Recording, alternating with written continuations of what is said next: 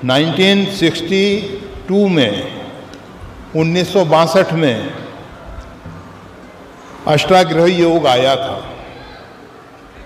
उस समय भयंकर चाइना के साथ वार हुआ, हिंदुस्तान और चीन का बड़ा युद्ध हुआ और भयंकर प्राकृतिक आपदाएं आईं और बहुत काफ़ी कुछ देवी प्रकोप हुए। परंतु दूसरी तरफ लोगों ने इतने यज्ञ अनुष्ठान किए, जप इत्यादि किए। वैसे कहने वाले उस समय भी कह रहे थे कि इतना घी जो अग्नि में होम कर दिया जा रहा है, इतना गरीबों को खिला दिया जाता तो अच्छा था। ऐसे भी कहने वाले विचारक, बुद्धिजीवी, देश के नेता लोग अपना वक्तव्य दे रहे थे। आपको मालूम है, हम हमेशा एक बात स्पष्ट कर देते हैं, एक मिर्ची आप खाएंगे उससे केवल आप प्रभावित होंगे। उस मिर्ची को कूटेंगे, पीसेंगे तो उसके कण फैलेंगे, कुछ लोगों को प्रभावित कर देंगे। और उस मिर्ची को अग्नि में छोड़ देंगे अगर आप, तो उसके कण बहुत सूक्ष्म हो जाते हैं, बहुत छोटे हो जाते हैं और बहुत दूर तक उसका प्रभाव होता है। इसी प्रकार से घी अगर हम अकेले खा लेंगे तो हम ही प्रभावित होंगे उससे, उसका जो कुछ भी हानि लाभ है वो हमको ही मिलेगा। परंतु जो अग्निहोत्र के द्वारा होम किया जाता है, देवता संतुष्ट होते हैं। अग्नि में जो घृत का सूक्ष्म भाग है वनस्पति इत्यादियों में पहुंचता है और उसके साथ साथ जन साधारण को आवश्यकता अनुसार जितनी उसको जरूरत है उतना लाभ उसको भी मिल जाता है।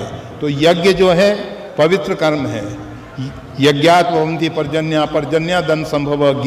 गीता में भगवान कहते हैं जिस समय सृष्टि का विस्तार हुआ उस समय प्रजापति ब्रह्मा ने बताया कि मानव जो है देवताओं को यज्ञ के द्वारा, उनका हविष्य के द्वारा उनका भाग प्रदान करेगा। देवता जो हैं मनुष्य को उसको मनोवांछित पदार्थ प्रदान करेंगे। तो यज्ञ जो है सबके लिए कल्याणकारी है। तो उस समय 62 में, सन 62 में बहुत बड़े बड़े यज्ञ अनुष्ठान हुए और उनका प्रभाव हुआ कि ये अष्टाग्रही योग से रक्षा हुई।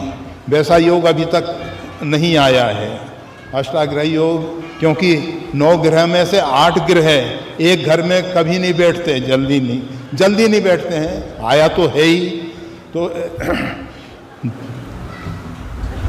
कहने का मतलब ये है कि ज्योतिषी जो बता रहे हैं उसके हम खंडन नहीं कर रहे, परंतु अगर धार्मिक कृत्य, यज्ञ अनुष्ठान इत्यादि और हमारे जो ऋषि महर्षि, भारतीय संत अर्थात विश्व शांति हेतु कार्य करने वाले महापुरुष, संपूर्ण अंतरिक्ष की शांति के लिए कार्य करने वाले महापुरुष, ऐसे जो हिंदू सनातन धर्म वाले संत महापुरुष हैं, वैसे तो सभी संत श्रेष्ठ हैं, सभी अच्छे हैं, हम किसी की आलोचना नहीं करना चाहते, परंतु जिनकी दृष्टि में सार्वभौम अस्तित्व की शांति निहित है, ऐसे जो महापुरुष यज्ञ अनुष्ठान करके परमात्मा से प्रार्थना करते हैं तो उसका भी परिणाम आएगा और उसके परिणाम से ये सब महायुद्ध इत्यादि में बहुत कुछ राहत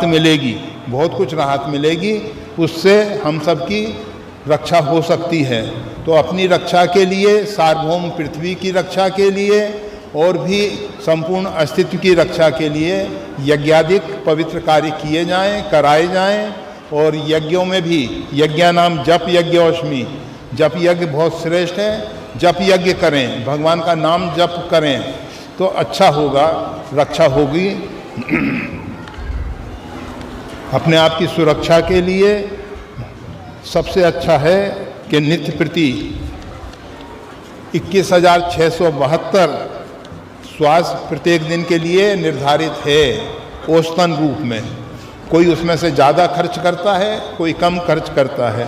तो कम से कम 21,000 जप प्रत्येक दिन हम कर लें, और जितना अधिक से अधिक हो सके उतना अधिक से अधिक करें, तो उससे संपूर्ण पृथ्वी पर शांति होने की पूरी संभावना है।